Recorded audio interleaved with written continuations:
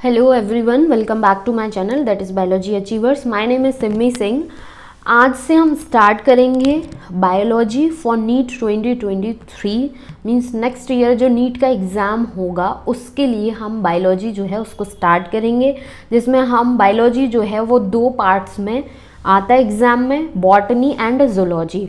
तो उसमें जो बायोलॉजी का सिलेबस है 11th एंड 12th के बेसिस पे, तो जो सबसे फर्स्ट चैप्टर है द लिविंग वर्ल्ड, उससे हम स्टार्ट करेंगे एंड डे बाय डे हम जो है topic by topic and chapter by chapter syllabus जो है उसको कंप्लीट करते जाएंगे with PYQs। Means previous year exams में जो क्वेश्चंस आए हैं या फिर जो भी हम टॉपिक पढ़ रहे हैं उससे किस तरीके से क्वेश्चंस जो है उसका फॉर्मेशन होता है, या किस तरीके के कितने हायर लेवल या फिर लोअर लेवल के क्वेश्चंस पूछे जाते हैं नीट एग्ज़ाम में, वो चीज़ भी हम साथ के साथ कवर करते हुए चलेंगे, जिससे कि जब अगर यदि हम कोई टॉपिक पढ़ रहे हैं तो उससे हमारे कॉन्सेप्ट्स जो हैं या फिर हमारा जो कॉन्फिडेंस है वो बूस्टअप होता चले। ऐसा ना हो कि हम टॉपिक पे टॉपिक कवर करे जा रहे हैं बट हमें एक छोटा सा भी ये आइडिया नहीं है कि ये जो एक पर्टिकुलर टॉपिक हम पढ़ रहे हैं उससे किस तरीके का क्वेश्चन का फॉर्मेशन हो रहा है। मीन्स कितनी डेप्थ में हमें एक टॉपिक जो है उसको पढ़ना है। इस तरीके से कभी कभी होता है कि हमें समझ ही नहीं होती है किस तरीके के क्वेश्चंस आ रहे हैं, कितना डेप्थ में कितना डीप में क्वेश्चन जो है पूछा जा रहा है और हम पढ़ लेते हैं, लेकिन जब हम एग्ज़ाम में बैठे होते हैं तो वहाँ पे बहुत सारा कन्फ्यूज़न क्रिएशन हो जाता है माइंड में एंड आता हुआ भी क्वेश्चन हम जाहिर सी बात है गलत कराते हैं। तो साथ ही साथ हम क्वेश्चंस जो है उसका फॉर्मेशन कैसा है, किस लेवल का क्वेश्चन पूछा जाता है नीट एग्ज़ाम में, उसके बारे में भी हम साथ ही साथ टॉपिक कवर जैसे करते जाएंगे, उसके साथ साथ कवर करते जाएंगे क्वेश्चंस को। आई होप कि आप लोग भी ये जो बायोलॉजी का सिलेबस है जो हम कवर करेंगे कमिंग वीडियोस में उसको एंजॉय करेंगे। यदि इन फ्यूचर मेरे वीडियोस पसंद आते हैं, हेल्पफुल रहते हैं, तो प्लीज़ मेरे चैनल को सब्सक्राइब करें, फ्रेंड्स के साथ शेयर करें, जिससे कि उन लोगों तक भी ये इम्पॉर्टेंट इन्फॉर्मेशन जो है पहुंच पाए। तो हम स्टार्ट करते हैं दी लिविंग वर्ल्ड। अब हमारे माइंड में जब हम इस चैप्टर को पढ़ रहे होते हैं या फिर देखते हैं, खुद से रीड कर रहे होते हैं, तो एक क्वेश्चन आता है कि ऐसी क्या चीज़ें हैं जो लिविंग हैं और ऐसी क्या चीज़ें हैं जो नॉन लिविंग हैं। तो ये तो हम बचपन से पढ़ते हैं कि ये चीज़ लिविंग है, जैसे ह्यूमन बींग्स की बात कर दी जाए या फिर एनिमल्स की बात करें या फिर प्लांट्स की बात करें या फिर जो लोअर ऑर्गेनिजम्स होते हैं उनकी बात करें, तो ये डे बाय डे टाइम के साथ साथ क्या है ग्रो कर रहे होते हैं। इनमें एक तरीके की ग्रोथ देखी जाती है और उस ग्रोथ को मेंटेन करने के लिए बॉडी के अंदर, सेल के अंदर क्या है कि बहुत सारे ऐसे कैरेक्टर्स होते हैं, ऐसे प्रोसेस चल रहे होते हैं जो कि इसको मेंटेन करके रख रहे होते हैं। तो इस तरीके के जो प्रोसेस हैं, इस तरीके के जो कैरेक्टर्स हैं, वो क्या है, वो एक लिविंग ऑर्गेनिज्म में ही देखने को मिलते हैं। बट अगर यदि हम नॉन लिविंग चीज़ों की बात करें, जैसे कि हमारे सराउंडिंग में या फिर हमारे हाउस में बहुत सारी ऐसी चीज़ें होती हैं। फॉर एग्ज़ाम्पल अगर हम अपने चेयर की बात करें, टीवी की बात करें, फ्रिज की बात करें, डोर्स की बात करें, वॉल्स की बात करें, तो ऐसे बहुत सारी चीज़ें हैं जो कि ग्रो नहीं कर रही होती हैं। इनमें किसी भी तरीके का ऐसा कोई प्रोसेस नहीं हो रहा होता है जो कि इसकी लाइफ को मेंटेन करके रखा है। तो ये चीज़ें क्या होती हैं, नॉन लिविंग होती हैं। ये हमें बचपन से, मीन्स थोड़े जब हम ग्रो होते हैं 5th 6th स्टैंडर्ड में होते हैं, तो उस टाइम पर हमें इन चीज़ों को लेके समझ होती है। हमें क्या पढ़ना है कि लिविंग वर्ल्ड के बारे में हम पढ़ रहे हैं। तो सबसे पहले हमें ये जानना है कि व्हाट इज़ लिविंग, लिविंग क्या है। तो एक ऑर्गेनिज्म जो है वो कुछ कैरेक्टरिस्टिक्स शो करता है जो कि ये डिफाइन करते हैं कि हाँ ये एक लिविंग ऑर्गेनिज्म है। So the organism that show some characteristics like metabolism, cellular growth, consciousness, cellular organization, consciousness, growth, reproduction, ये कुछ 5 कैरेक्टरिस्टिक्स हैं जो कि एक ऑर्गेनिज्म, जो लिविंग ऑर्गेनिज्म है, वो शो कर रहा होता है। अब ये जो 5 कैरेक्टरिस्टिक्स हैं जिसके बारे में हम पढ़ेंगे, तो इसमें से हमें ये जानना है कि ये जो मेटाबॉलिज्म है या फिर सेल्यूलर ऑर्गेनाइजेशन है या फिर कॉन्शियसनेस है या फिर हम ग्रोथ के बारे में पढ़ रहे हैं, या फिर रिप्रोडक्शन के बारे में पढ़ रहे हैं। तो ये जो 5 कैरेक्टरिस्टिक्स हैं, इसमें से कौन सा कैरेक्टर जो है वो डिफाइनिंग फीचर है, मीन्स डिफाइनिंग कैरेक्टर है, और कौन सा ऐसा कैरेक्टर है जो नॉन डिफाइनिंग है। सो नेक्स्ट जो हमारा टॉपिक आता है, मीन्स नेक्स्ट जो पॉइंट है हमें पढ़ने का, वो क्या है कि डिफाइनिंग फीचर क्या होता है। सबसे पहले हमें ये जानना है कि डिफाइनिंग फीचर एक्चुअल में होता क्या है। अगर यदि हमें ये समझ में आ जाएगा कि डिफाइनिंग फीचर क्या है, तो उसके बेसिस पे हम थोड़ा सा अपना अगर दिमाग के घोड़े दौड़ाए, तो उससे हम ये कंक्लूज़न निकाल सकते हैं कि हाँ, ये जो 5 कैरेक्टरिस्टिक्स हैं किसी भी ऑर्गेनिज्म के, तो इसमें से कौन सा कैरेक्टर जो है वो डिफाइनिंग फीचर है। तो मूव करते हैं सबसे पहले हम डिफाइनिंग फीचर जो है उसकी डेफिनेशन पर। सो यहाँ पर मेरी थोड़ी सी राइटिंग के लिए कॉम्प्रोमाइज़ कर सकते हैं, बट इतनी भी गंदी नहीं है कि समझ में ना आए। सो डिफाइनिंग फीचर, सबसे पहले हम समझते हैं कि डिफाइनिंग फीचर एक्चुअल में होता क्या है। तो डिफाइनिंग फीचर एक ऐसा कैरेक्टर होता है, एक लिविंग ऑर्गेनिज्म का एक ऐसा फीचर होता है जो सारे के सारे लिविंग ऑर्गेनिजम्स हैं। जैसे कि अगर यदि हम एनिमल के बारे में पढ़ रहे हैं, या प्लांट के बारे में पढ़ रहे हैं, या फिर ह्यूमन बींग्स के बारे में पढ़ रहे हैं, या फिर लोअर ऑर्गेनिज्म, जो लिविंग चीज़ें हैं, लिविंग ऑर्गेनिज्म हैं, उन सब के अंदर प्रेजेंट होना चाहिए विदाउट एनी एक्सेप्शन, मीन्स बिना किसी इफ बट के। ऐसा कैरेक्टर जो सारे लिविंग ऑर्गेनिजम्स के अंदर प्रेजेंट है, उस फीचर को, उस कैरेक्टर को हम क्या बोलते हैं, डिफाइनिंग फीचर। सो डेफिनेशन की अगर मैं बात करूं तो क्या हो जाती है, a character which is present in all the living organism without any exception, without any if but, बिना किसी if but, बिना किसी exception के, मीन्स बिना किसी गुंजाइश के वो कैरेक्टर अगर सारे लिविंग ऑर्गेनिज्म में प्रेजेंट है, जो हमने 5 कैरेक्टर पीछे देखे हैं, तो वो क्या हो जाता है, वो एक डिफाइनिंग फीचर हो जाता है। आई होप कि डिफाइनिंग फीचर की जो डेफिनेशन है, उसका जो कॉन्सेप्ट है, वो अच्छे से समझ में आया होगा। फॉर एग्जाम्पल यहाँ पर हम एक कैरेक्टर को लेके चल रहे हैं। फॉर एग्जाम्पल हमने लिया सेल्यूलर ऑर्गेनाइजेशन।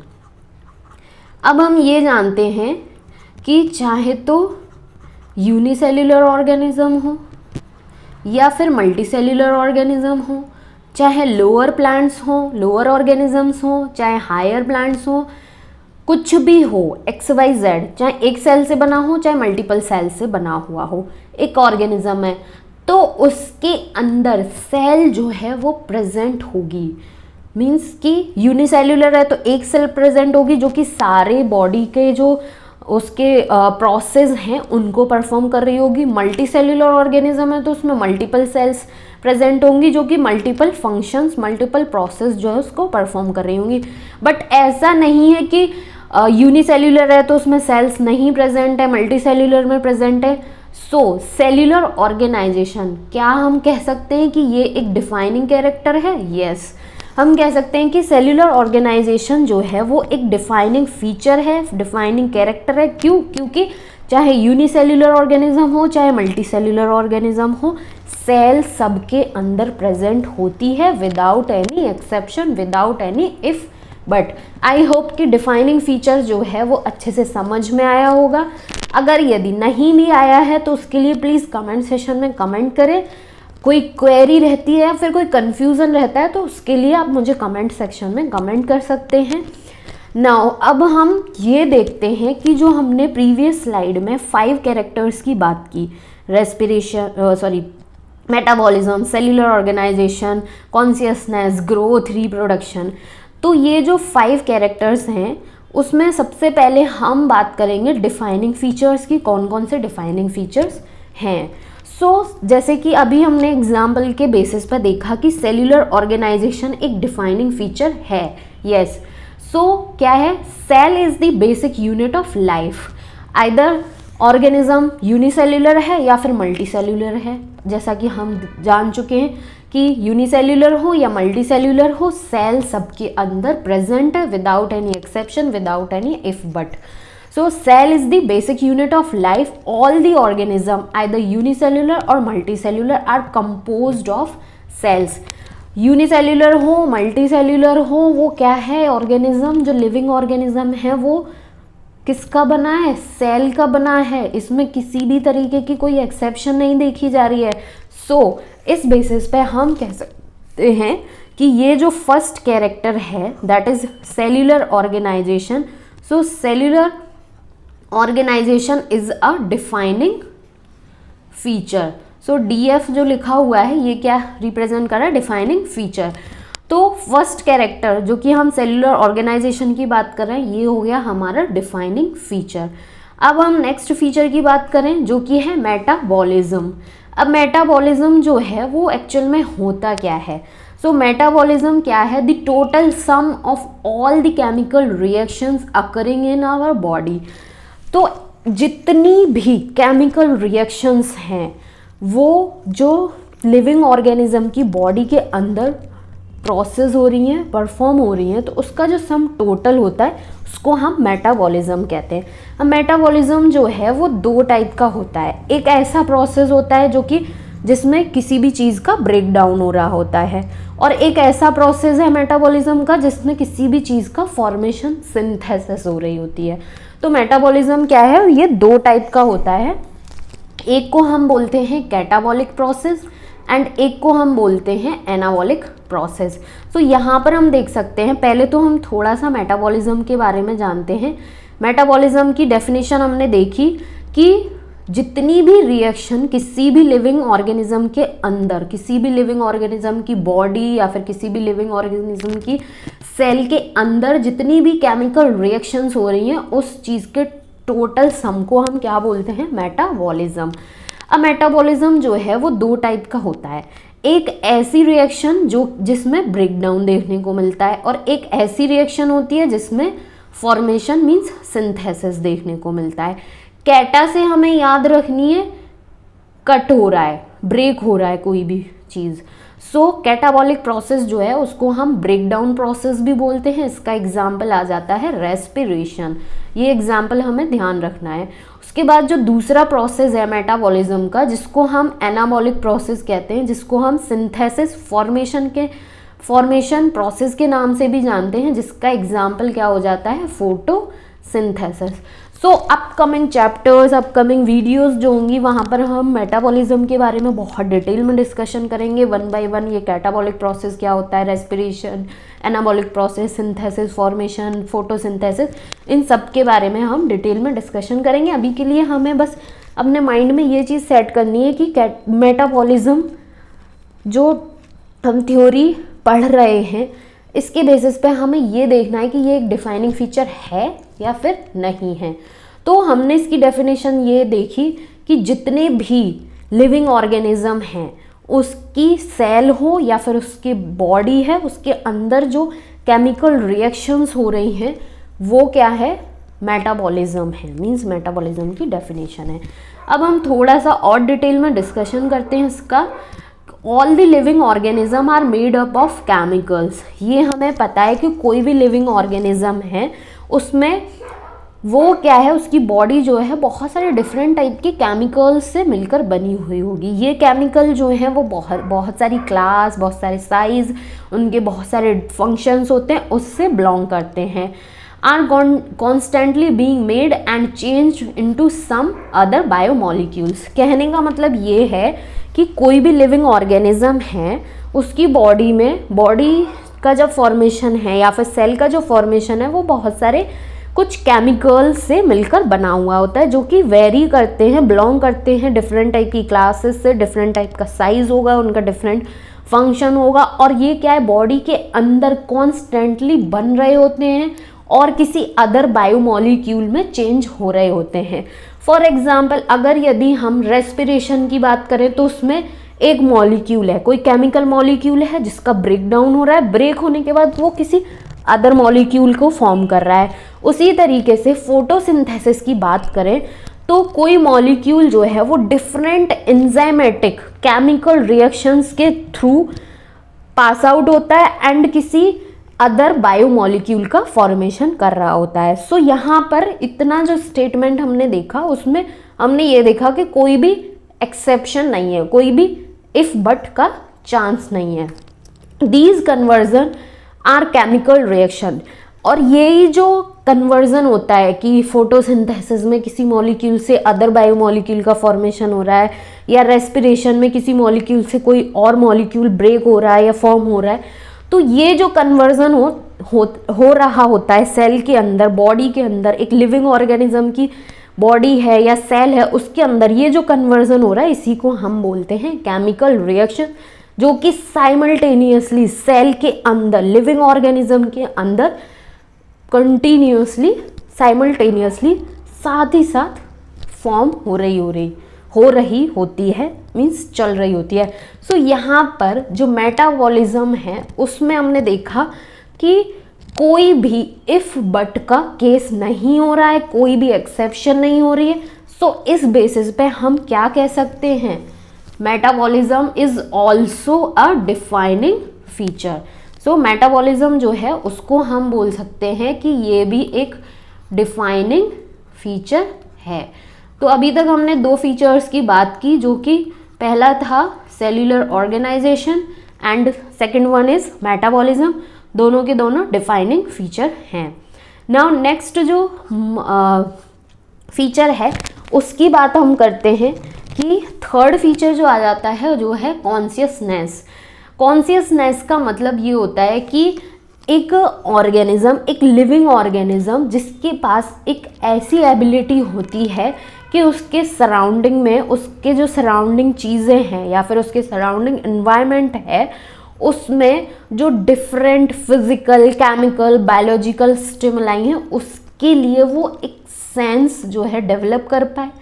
ठीक है, तो the ability to sense their surrounding और environment and respond to these environment stimuli which could be physical, chemical और biological.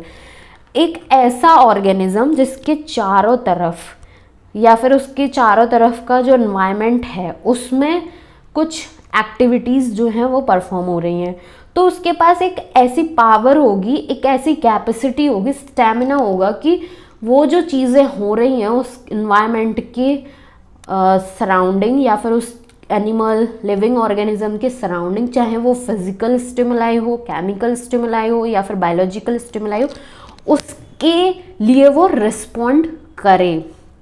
All organism from prokaryotes to complex eukaryotes. अब यहाँ पर हम बात कर रहे हैं प्रोकैरियोट्स, जैसा कि हम जानते हैं कि ये एक यूनिसेल्युलर सिंगल सेल्ड ऑर्गेनिज्म होता है, या फिर कॉम्प्लेक्स यूकैरियोट्स। कॉम्प्लेक्स यूकैरियोट्स में मीन्स हायर प्लांट्स की बात करें, ह्यूमन बीइंग्स की बात करें, एनिमल्स की बात करें, तो ये जितने भी ऑर्गेनिज्म होते हैं ये क्या करते हैं, शो करते हैं कॉन्शियसनेस टू एनवायरमेंटल क्यूल। जितने भी इन्वायरमेंट स्टिमुलाई हैं, जैसा कि हम यहाँ पर देख चुके हैं, फिजिकल हो, केमिकल हो, बायोलॉजिकल हो, जितने भी इन्वायरमेंटल स्टिमुलाई या क्यूल हैं उनके लिए ये जितने भी लिविंग ऑर्गेनिज्म हैं, चाहे वो यूकैरियोट्स हों चाहे वो प्रोकैरियोट्स हों, वो उनके पास एक ऐसी एबिलिटी होती है कि वो उसके लिए सेंस करें, शो करें कॉन्शियसनेस को। For example, plants perform flowering in a particular season.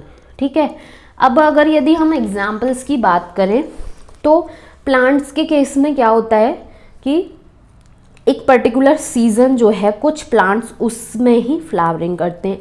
और अगर यदि हम एनिमल्स की बात करें तो एनिमल्स जो होते हैं कुछ पर्टिकुलर एनिमल्स होते हैं। फॉर एग्जांपल हम एनिमल्स में डॉग्स की बात करें तो इनका एक पर्टिकुलर सीज़न होता है, उसी सीज़न में ये ब्रीड करते हैं और अपनी प्रोजेनी जो है उसको इंक्रीज करते हैं।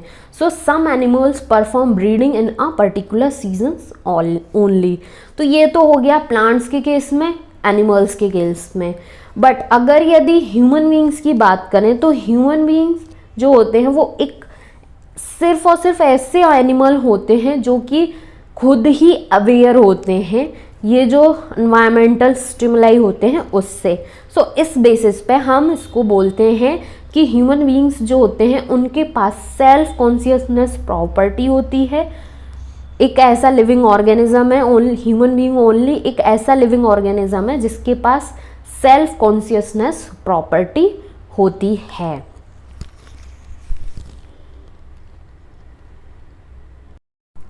सो कॉन्शियसनेस जो है उसके बारे में अभी हमने थोड़ा बहुत ये तो समझ लिया, लेकिन पूरी तरीके से हमें अंडरस्टैंड नहीं हुआ इस टॉपिक के बारे में। आई थिंक सो इसको और अच्छे से हम समझते हैं कि ये कॉन्शियसनेस जो है वो एक डिफाइनिंग फीचर है या नहीं, किस बेसिस पे हम इसको बोलेंगे कि ये डिफाइनिंग फीचर है या नहीं।